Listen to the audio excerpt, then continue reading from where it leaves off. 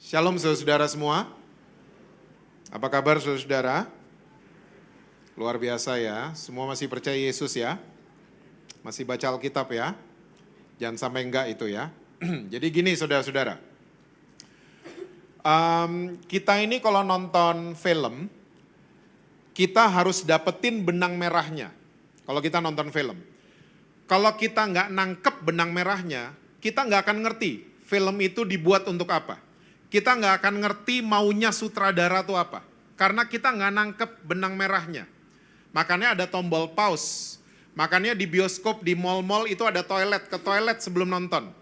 Oke, supaya kita nggak mengalami missing waktu kita lagi nonton sebuah film. Nah, ternyata Alkitab yang ada di tangan saudara dan saya, itu persis sekali sama film. Ada benang merahnya. Nah, kita harus mengerti benang merah daripada seluruh isi Alkitab saudara dan saya. Karena persis banget sama film. Untuk menghindari kita comot-comot ayat sembarangan. Kita menggunakan ayat di luar konteks. Kita goreng-goreng ayat sembarangan. Kita perlu sekali mengerti benang merah daripada Alkitab kita. Nah, ternyata Alkitab saudara dan saya itu ditulis dan dibagi menjadi 4 narasi. Saya berdoa ini akan membantu kita untuk lebih excitement lagi dalam kita membaca firman Tuhan. Oke? Narasi yang pertama adalah penciptaan, proses penciptaan. Lalu yang kedua adalah kejatuhan manusia dalam dosa. Yang ketiga adalah penebusan oleh Yesus Kristus. Dan yang keempat adalah pemulihan dan pemerintahan. Bahwa satu hari nanti saudara dan saya kita akan memerintah bersama-sama dengan Tuhan Yesus. Nah, ini adalah benang merah yang ada di Alkitab saudara dan saya. Kita harus bisa mengikutinya dengan baik. Supaya sekali lagi kita nggak comot-comot ayat sembarangan. Tidak goreng-goreng ayat sembarangan. Dan tidak mempergunakan ayat di luar konteks. Nah, pagi menjelang siang ini saya ingin mengajak saudara-saudara yang ada di sini dan yang nonton dari manapun saudara berada. Kita coba kembali ke proses penciptaan. Yuk lihat sama-sama Kejadian pasal yang pertama. Ayatnya yang ke-26. Kejadian pasal yang pertama, ayatnya yang ke-26. Alkitab bilang begini, berfirmanlah Allah, baiklah kita menjadikan manusia menurut gambar dan rupa kita supaya mereka berkuasa atas ikan-ikan di laut dan burung-burung di udara, dan atas ternak dan atas seluruh bumi dan atas segala binatang melata yang merayap di bumi. Saya yakin dan percaya bahwa semua saudara yang hadir di gereja BES ini sudah pada tahu bahwa di dunia kita, di tatanan masyarakat kita ada hukum yang namanya hukum sebab akibat. Dan yang namanya hukum sebab akibat itu nggak bisa di take down salah satu, nggak bisa. Dan hukum sebab akibat nggak bisa ditukar tempatnya, sebab jadi akibat, akibat jadi sebab, nggak bisa. Dan hukum sebab akibat muncul sebagai satu paket. Nah, ternyata dari proses penciptaan, surga sudah memberikan hukum sebab akibat buat saudara dan saya. Buat kita ciptaannya. Jelas ayat ke-26, ini ada hukum sebab akibat. Bahwa sebabnya adalah kita diciptakan menurut gambar dan rupanya pencipta kita. Oke? Dan berakibat kita akan punya kuasa.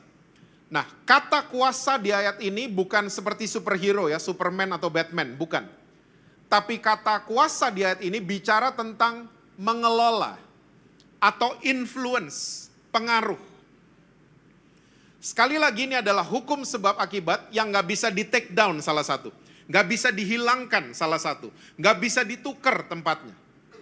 Dan ini muncul sebagai satu kesatuan, satu paket.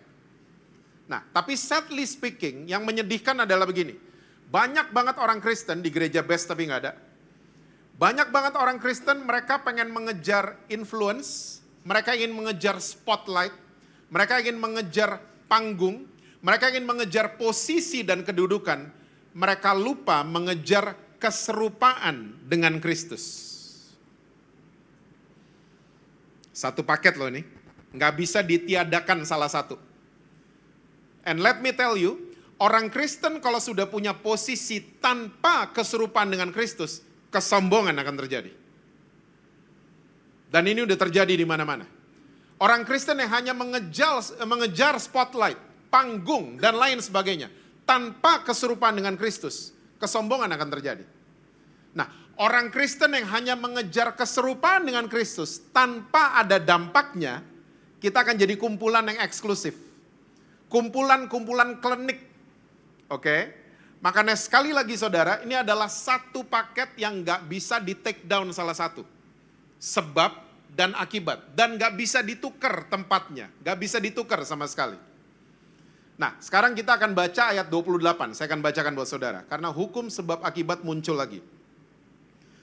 Allah memberkati mereka, lalu Allah berfirman kepada mereka, beranak cuculah dan bertambah banyak, penuhilah bumi dan taklukkanlah itu.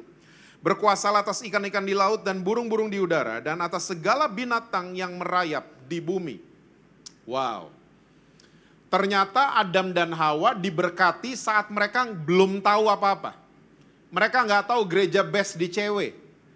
Mereka nggak tahu kebaktian itu apa. Mereka nggak tahu perpuluhan itu apa. Mereka nggak tahu pelayanan itu apa. Tapi sudah diberkati sama Tuhan. Ternyata posisi berkat ada di sebab, bukan di akibat. Tapi karena mungkin kita baca Alkitab tidak teliti, kita mulai goreng-goreng sembarangan, kita tukar tempat berkat jadi akibat. Kita ajarin anak-anak, turun-temurun, kamu ke gereja, nanti diberkati sama Tuhan. Wih, ngeri. Makanya banyak orang Kristen datang ke gereja persis sama orang yang datang di Gunung Kawi. Hanya mau mengejar keuntungan jasmani. Hanya pengen mengejar pemberian. Gak pernah pengen ketemu pemberinya. Makanya waktu pemberiannya di stop, kita marah-marah sama Tuhan, kita kecewa sama Tuhan, kita kepahitan sama Tuhan. Karena di dalam paradigma kita, berkat adalah akibat. Enggak, berkat itu sebab. Dan berkat itu bukan uang. Wih, makin roaming. Berkat bukan uang. Minta sama Yesus apa yang Yesus punya. Yesus gak punya uang. Uang itu alat tukar yang diciptakan oleh manusia, bukan diciptain sama Tuhan. Makanya sekali-kalinya Yesus bandingin dirinya bukan sama Hotman Paris. Sekali-kalinya Yesus bandingin dirinya cuman sama Mamon, Matius 6. Gak ada hamba yang bisa berbakti sama dua tuan. Dia akan sayang sama yang satu, dia akan benci sama yang satu. Yesus bandingin dirinya sama uang. Nah, salahnya kita, ciptaannya Tuhan, kita punya salah di sini. Salah positioning. Kita selalu menempatkan uang jadi tuan, Yesus jadi ban serep. Kok belaga lupa? Uangnya nggak ada, ban serep baru dicari. Ini salah positioning banget, salah alamat ini. Seharusnya positioning yang benar adalah Yesus itu tuan, uang itu hamba. Lumayan yang amin satu. Karena uang dia adalah tuan yang jahat tapi dia hamba yang baik. Uang adalah good supporter. Tapi jangan angkat dia jadi tuan. Itu adalah positioning yang benar. Makanya sekali lagi minta sama Yesus apa yang Yesus punya. Apa sih yang Yesus punya? Yang Yesus punya, nih, damai sejahtera dan sukacita. Amin. Pernah ketemu orang uangnya banyak tapi gak ada damai? Atau lagi ngalamin? Kesehatan, kesembuhan, ini Yesus punya. Pernah ketemu orang uangnya banyak tapi uangnya gak berlaku di rumah sakit? Ya, apalagi yang Yesus punya? Emas Yesus punya. Makanya minta sama Yesus, matre semuanya emang.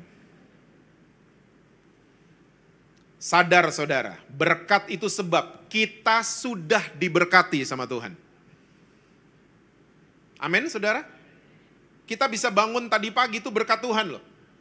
Bisa sampai di cewek ini berkat Tuhan. Masih ada nafas di hidung, tidur enak tadi malam, itu berkat Tuhan. Kita survive 3 years of pandemic, itu berkat Tuhan. Taruhlah berkat Tuhan sebagai sebab. Yang berakibat, kata influence, mengelola muncul lagi di ayat 28. Tapi lebih detail.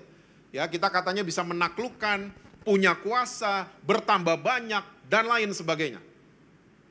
Nah, sekarang Saya akan kasih lihat saudara-saudara satu kitab sesudah Kejadian 1. Yuk lihat sama-sama Keluaran 1 ayat yang ke-7.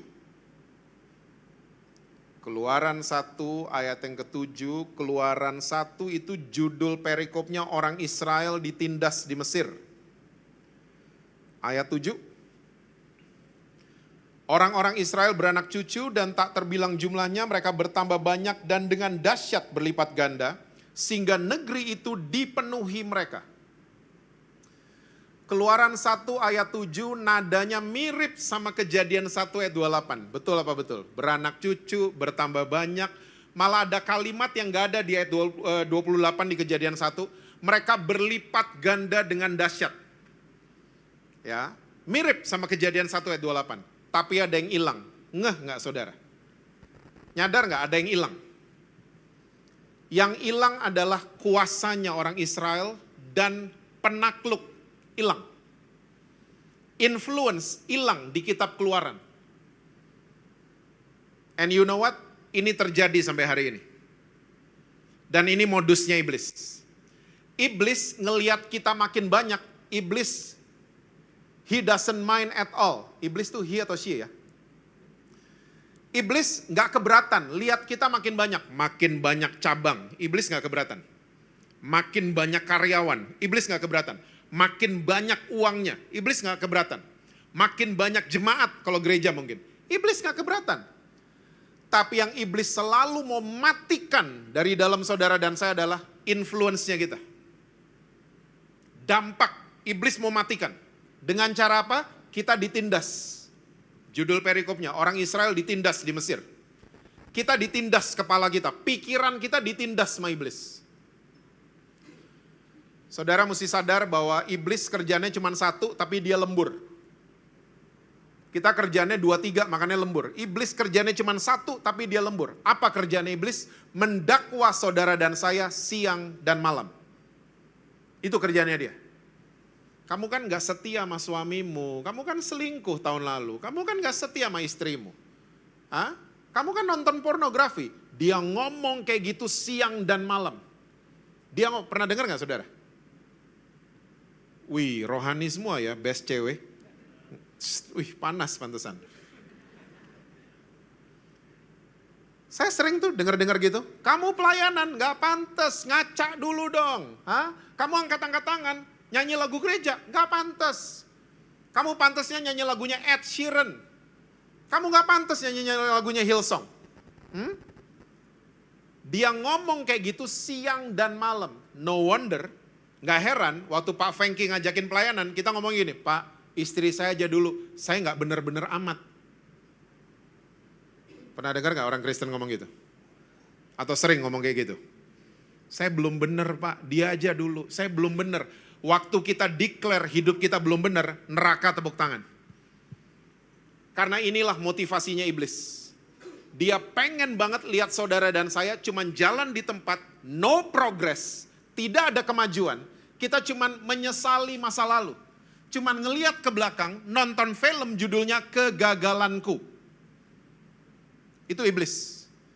Dituding-tuding, dihakimi terus kita. Sampai kita kehilangan kepercayaan diri.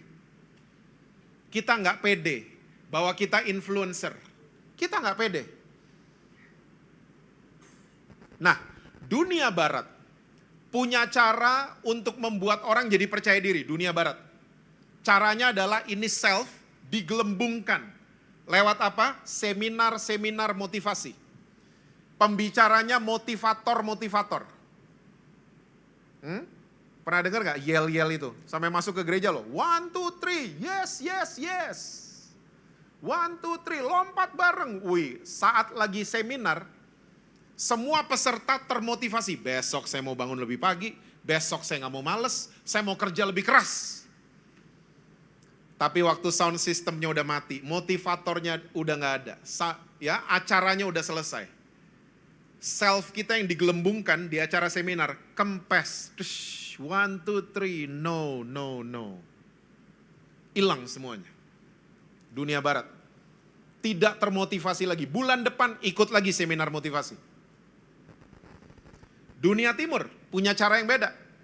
untuk membuat orang percaya diri, caranya adalah dimatiin self-nya. Matiin self kamu. Di WhatsApp saya ada satu grup yang saya suka ya, berinteraksi sama mereka, itu grup bela diri. Ya, grup bela diri. Saya